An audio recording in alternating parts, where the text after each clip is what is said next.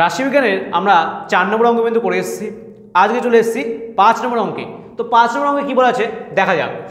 আমাকে অঙ্কে বলেছে রহমত চাচা তার 50টি বাক্সের বিভিন্ন সংখ্যায় আম ভরে নিয়ে যাচ্ছে। মানে ধরে নাও একজন ব্যবসায়ী তার কাছে আছে কটা 50টা বাক্স আছে, তাই তো?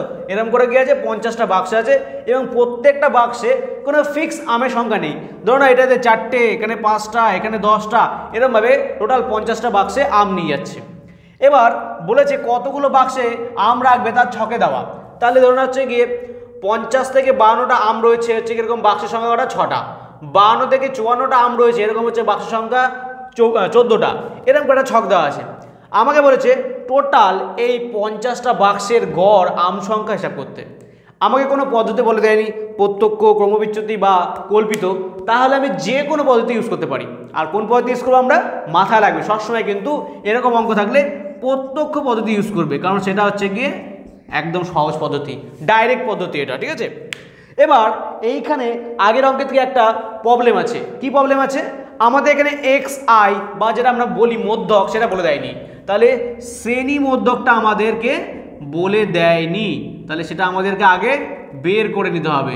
শ্রেণী মধ্যক মানে আমরা এক্স আই যেটাকে আমরা বলি। দেখো আমাকে শ্রেণী দিয়ে দিয়েছে, মানে বলছে 50টা থেকে 52টা আম থাকতে পারে একটা বাক্স। কটা আছে? 6টা আছে। 52 থেকে 54টা এরকম আম আছে, এরকম হচ্ছে কি 14টা বাক্স আছে। তাহলে এই যে তোমার যে শ্রেণীটা দেওয়া আছে সেখান থেকে মধ্যকটা বের করে নিতে হবে। এবার মধ্যকটা কি করে বের করব? মধ্যক বের করার সহজ নিয়ম হচ্ছে কি প্রথমেরটা আর সেকেন্ডেরটাকে যোগ করে দাও, মানে 50 আর 52 যোগ করে দাও, কত হয়? 102। এবার যেটা আসবে তাকে 2 দিয়ে ভাগ করে দাও, কত আসবে তাহলে? 51। বোঝা গেল? কি করব? প্রথমেরটা সেকেন্ডটাকে যোগ করব আর 2 দিয়ে ভাগ করে দেবো। সেকেন্ডটাও তাই হবে। 52 আর 54 যোগ করলে কত হবে? 106। আর 106কে 2 দিয়ে ভাগ করলে কত হবে? 53। বোঝা গেল? এইবার একটা জিনিস ভালো করে দেখো, প্রত্যেকটাকে যোগ করতে হবে আর 2 দিয়ে ভাগ করতে হবে, প্রত্যেকটাকে যোগ করতে 2 দিয়ে ভাগ করতে হবে। তাহলে এত যোগ করতে গেলে কি হবে? আমাদের মাথা খারাপ হয়ে যাবে। একটা জিনিস দেখো, এই যে 51 আর 52 এই দুটোর মধ্যে গ্যাপ কত আছে? কত আছে? +2। ব্যাস, সব কটা +2 করে বাড়ি দাও। এটা 53, তো এটা হবে 55, এটা কত হবে? 57, এটা কত হবে? 59। ডাউট থাকবে তোমাদের, তাই তো, যে কি ঠিক হলো কি? তুমি তো করে তো দিলে। তো যদি এখানে যদি 2 এর জায়গায় 3 করে পারে তাহলে কি করবো? একবার দেখে নাও। 54 আর 56 যোগ করে দেখো কত আসছে? 110। 2 দিয়ে ভাগ করো 55। 56 আর 58 যোগ করে দেখো কত আসছে? 114। 114 2 দিয়ে ভাগ করো 57।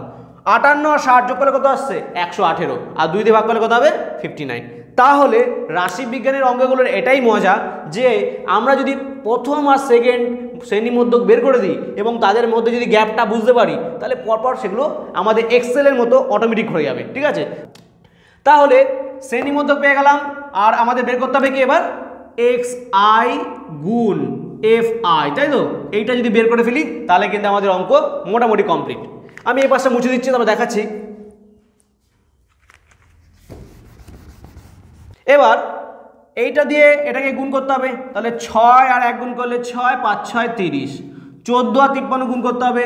53 আর 14, 3 4 12, হাতে রইল 1, 5 4 5 20, 21 আর 3 হচ্ছে গিয়ে 24, হাতে 2, 5 1 5 7, কত হবে এটা? 742।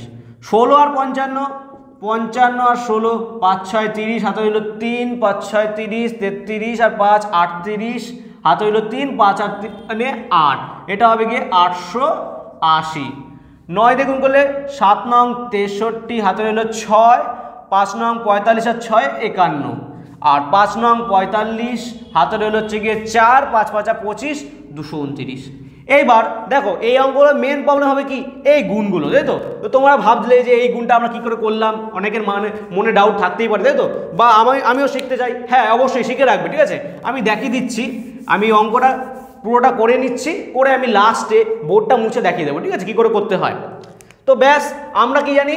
আমাদের এবার বের করতে লাগবে সামেশন অফ এফ আই আর summation of f i x i, তাই তো? এটা বের করতে লাগবে। তো দেখো এইগুলো সবকটা যোগ করলে আমি কিন্তু এফ আই এর সামেশন পেয়ে যাবো, কিন্তু করবো না। কেন করবো না? দেখো আমাদের বলে দিচ্ছি কিন্তু বাক্সের সংখ্যা কত? আমাদের অঙ্কে বলে দিয়েছিল 50টা, তাহলে আমি বোকার মতো পুরোটা যোগ করতে যাব না, ডাইরেক্ট এখানে 50 বসিয়ে দেবো, আমাকে বলেই দিয়েছে। এফআই আমরা পেয়ে গেছি। এবার আমরা বের করবো হচ্ছে এক্সআই আর এফআই। এক্সআই আর এফআই কী করে বের করবো, সবকটা যোগ করে দাও। 6 আর 2 কত হচ্ছে 8, 8 আর 3 কত 11, 11 আর 5 হচ্ছে গিয়ে 16, হাতে এলো 1, 4 আর 8 হচ্ছে গিয়ে 12, আর হাতে 1 ছিল সেটা হচ্ছে গিয়ে 13, 14, 14 আর 9 যোগ করলে কত হয় 23, হাতে রইল 2, 7 আর 2 হচ্ছে গিয়ে 10, আর 8 হচ্ছে 18, হাতে 2 ছিল 20, 5 25, আর 2 হচ্ছে গিয়ে 27, 2736 টোটাল। তাহলে এক্সআই আর আমরা এফআই পেয়ে গেলাম। এবার আমরা ডাইরেক্ট লিখি প্রত্যক্ষ পদ্ধতিতে যৌগিক গড়, আমরা কি জানি এক্স বার দিই, তাই তো, ইকুয়ালটা আমাদের সূত্র আছে summation of x i f i by summation of f i. কত পেলাম আমরা 2736, আর এটা কত হবে 50। এবার দেখো 50 দিয়ে ডাইরেক্ট একটা ভাগ আছে, তো ডাইরেক্ট 50 দিয়ে এটাকে ভাগ করতে যেও না, ঠিক আছে। তোমরা একটা কাজ করো, এটাকে একটা ভাঙিয়ে লেখো। কীভাবে 27 36 50কে ভাঙিয়ে লিখতে পারো 5 গুণ 10, ঠিক আছে। এবার এই 5 দিয়ে এটাকে ভাগ করো, দেখো 5 দিয়ে ভাগ করা ইজি, মুখে মুখে করতে পারবো। কীভাবে 5 5 25, তাই তো, হাতে রইল কত 2, 2 আর 3 23, 4 5 20, হাতে রইল কত 3, 5 7 35, হাতে রইল 1। এবার 1 যেহেতু 5 দিয়ে ভাগ যায় না, তাই জন্য কী করবো আমরা এখানে একটা পয়েন্ট বসাবো, আর পয়েন্ট বসালে কিন্তু শূন্য চলে আসবে, তাহলে 5 দুগুণী 10। যারা বুঝতে পারলে না তাদের জন্য আমি সাইডে করে দেখাচ্ছি। কি বললাম, 5 দিয়ে 5 5 25, হাতে রইল 2 3, 5 4 5 20, হাতে রইল 3, 6 নামলো 5 7 35, হাতে রইল 1, পয়েন্ট বসালাম 0, 5 দুগুণী 10। তো চেষ্টা করবে যতটা হয় মুখে মুখেই করা, ঠিক আছে। রাফে করতে গেলে টাইম নষ্ট হবে একটু, আর তোমাদের কিন্তু পরীক্ষার সময় এক সেকেন্ডের কিন্তু অনেক ভ্যালু আছে, ঠিক আছে। যারা পুরো 90 মার্কস করে আসবে তাদের ক্ষেত্রে কিন্তু 1 সেকেন্ড থেকে 10 সেকেন্ড অনেক ভ্যালুয়েবল। এবার এটা কিন্তু 10 দিয়ে ভাগ এখনো বাকি রয়েছে, তাই তো।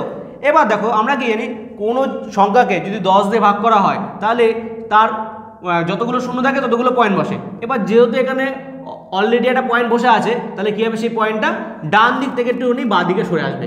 কত ঘর সরবে, 1 ঘর। তাহলে 54.72 হচ্ছে কি আমাদের অ্যান্সার। তাহলে টোটাল এর গড় কত হবে, যৌগিক গড় হবে হচ্ছে গিয়ে 54.72।